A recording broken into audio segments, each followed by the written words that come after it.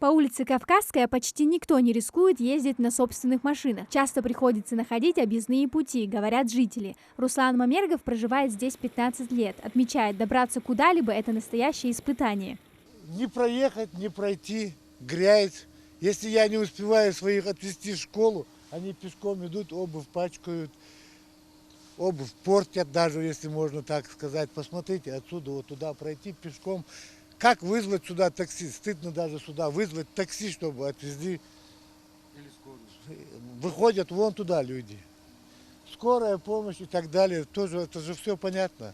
Праздник на улице Кавказская все же будет. За ее благоустройство в прошлом году проголосовало около 2000 человек. На дороге общей протяженностью 1600 метров планируется провести ряд работ. Это асфальтовое покрытие, устройство новых тротуаров и освещение. Мы очень рады. Рады — это просто простые слова, понимаете? 15 лет жизни ходить по грязи — это же неудобство.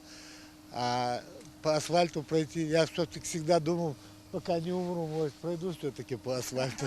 Надеюсь, пройду, проеду. Каждый раз, понимаете, я не знаю, вырежете, нет, каждый раз вот отсюда сейчас выезжаю, вот сейчас намаз сделал, и иду колеса чистить на мойку, потому что, стыдно ездить.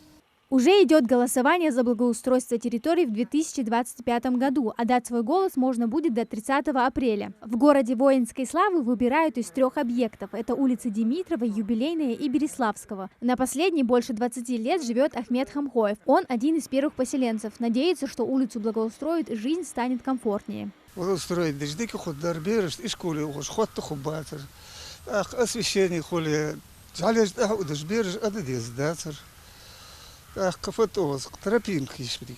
Тротуар. Газоснабжение, реконструкцию газопровода сделали.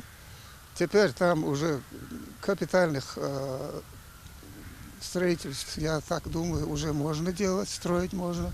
Какую территорию благоустроит и каким будет дизайн-проект, зависит от итогов голосования. Этот процесс устроен максимально просто. Чтобы увидеть объекты для голосования, необходимо перейти на сайт 06.городсреда.ру с использованием платформы обратной связи госуслуги и проголосовать за понравившийся дизайн-проект. Люди активно голосуют, мы набрали необходимое количество голосов, но и продолжаем голосовать, так как есть лимит, поставленный на Республику Ингушетию, мы хотим его выполнить, то есть помочь республике набрать необходимое количество голосов.